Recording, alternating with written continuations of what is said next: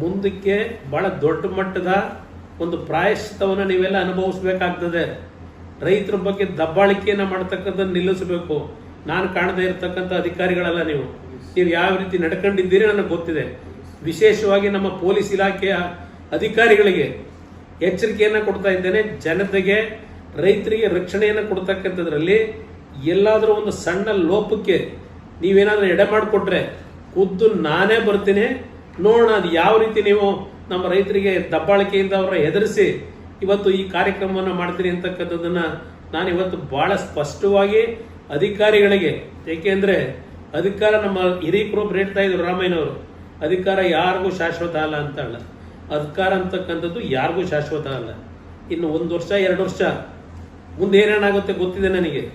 ಇವತ್ತು ಜನತಾದಳ ಮುಗಿದೋಯ್ತು ಅಂತ ನೀವು ತಿಳ್ಕೊಂಡಿರ್ಬೋದು. ಜನತಾದಳವನ್ನ ಮುಗಿಸ್ಲಿಕ್ಕೆ ನಿಮ್ಮ ಕೈಯಲ್ಲಿ ಸಾಧ್ಯ ಇಲ್ಲ. ನನ್ನ ರೈತರು, ಅದ್ರ ಜೊತೆಗೆ ದೇವರು, ಇದನ್ನ ನಂಬಿರ್ತಕ್ಕಂಥವ್ರು ನಾವು. ಅದರಿಂದ ಇವತ್ತು ನಮ್ಮ ರೈತರಿಗೆ ನೀವು ತೊಂದರೆಯನ್ನ ಕೊಟ್ರೆ ಅಂತಿಮವಾಗಿ ಮುಂದಿನ ದಿನಗಳು ನನ್ನ ಒಂದು ನಡವಳಿಕೆಗಳು, ನಾನು ಹಿಂದೆ ಏನು ಮೃದು ಸ್ವಭಾವದಲ್ಲಿದ್ದೆ, ಆದರೆ ನನ್ನ ರೈತರಿಗೋಸ್ಕರ ಕೆಲವು ಬದಲಾವಣೆಗಳನ್ನ ಈ ರಾಜ್ಯದಲ್ಲಿ ತರ್ತಕ್ಕಂಥ ದಿನಕ್ಕೆ ಇವತ್ತು ಜನ ನಮ್ಮನ್ನ ಕೈ ಹಿಡಿತಾರೆ ಅಂತಕ್ಕಂಥದ್ದು ಗೊತ್ತಿದೆ.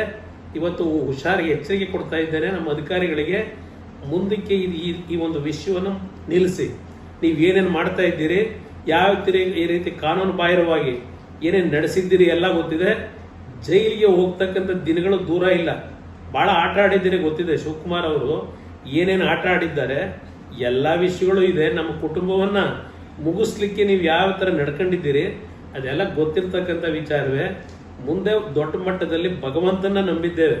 ಆ ಭಗವಂತ ನಿಮ್ಗೆ ಏನು ಶಿಕ್ಷೆ ಕೊಡಬೇಕು ಅದೇನೋ ಗೊತ್ತಿಲ್ಲ. ನಿಖಿಲ್ ಕುಮಾರಸ್ವಾಮಿ ಅವರು ರಾಕ್ಷಸರು ಅನ್ನೋ ಪದ ಏನು ಬಳಸಿದ್ದಾನೆ, ಅದರಲ್ಲಿ ಯಾವ ಸಂಶಯ ಇಲ್ಲ ಅಂತ